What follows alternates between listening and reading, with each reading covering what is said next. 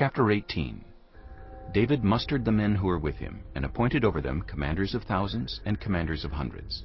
David sent out his troops, a third under the command of Joab, a third under Joab's brother Abishai, son of Zeruiah, and a third under Ittai the Gittite. The king told the troops, I myself will surely march out with you. But the men said, You must not go out. If we are forced to flee, they won't care about us. Even if half of us die, they won't care. But you are worth 10,000 of us. It would be better now for you to give us support from the city. The king answered, I will do whatever seems best to you. So the king stood beside the gate while all his men marched out in units of hundreds and of thousands. The king commanded Joab, Abishai, and Ittai. Be gentle with the young man Absalom for my sake. And all the troops heard the king giving orders concerning Absalom to each of the commanders. David's army marched out of the city to fight Israel. The battle took place in the forest of Ephraim.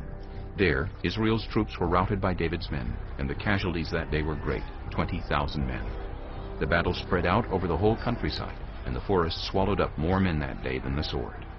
Now Absalom happened to meet David's men. He was riding his mule, and as the mule went under the thick branches of a large oak, Absalom's hair got caught in the tree. He was left hanging in midair, while the mule he was riding kept on going.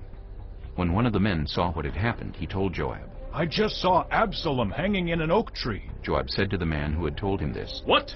You saw him? Why didn't you strike him to the ground right there? Then I would have had to give you 10 shekels of silver and a warrior's belt. But the man replied, Even if 1,000 shekels were weighed out into my hands, I would not lay a hand on the king's son. In our hearing, the king commanded you and Abishai and Ittai protect the young man Absalom for my sake. And if I had put my life in jeopardy, and nothing is hidden from the king, you would have kept your distance from me. Joab said, I'm not going to wait like this for you. So he took 3 javelins in his hand, and plunged them into Absalom's heart, while Absalom was still alive in the oak tree. And 10 of Joab's armor-bearers surrounded Absalom, struck him, and killed him. Then Joab sounded the trumpet, and the troops stopped pursuing Israel, for Joab halted them. They took Absalom, threw him into a big pit in the forest, and piled up a large heap of rocks over him. Meanwhile, all the Israelites fled to their homes. During his lifetime, Absalom had taken a pillar and erected it in the king's valley as a monument to himself, for he thought, I have no son to carry on the memory of my name. He named the pillar after himself, and it is called Absalom's monument to this day. Now Ahimaaz, son of Zadok, said, Let me run and take the news to the king that the Lord has vindicated him by delivering him from the hand of his enemies. You are not the one to take the news today. Joab told him. You may take the news another time, but you must not do so today, because the king's son is dead.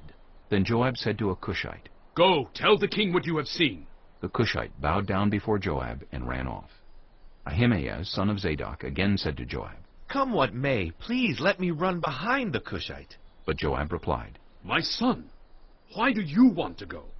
You don't have any news that will bring you a reward. He said, Come what may, I want to run. So Joab said, Run. Then Ahimaaz ran by way of the plain, and outran the Cushite. While David was sitting between the inner and outer gates, the watchman went up to the roof of the gateway by the wall. As he looked out, he saw a man running alone. The watchman called out to the king and reported it.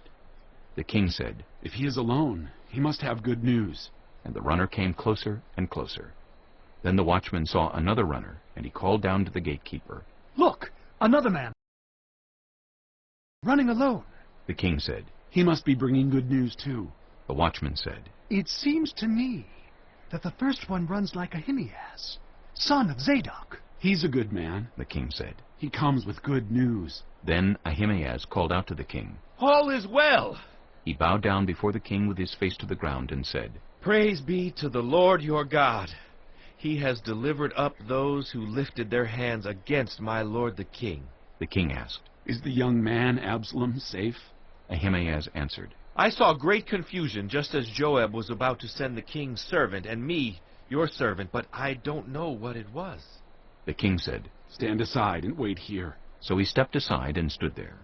Then the Cushite arrived and said, My lord the king, hear the good news. The Lord has vindicated you today by delivering you from the hand of all who rose up against you. The king asked the Cushite, Is the young man Absalom safe?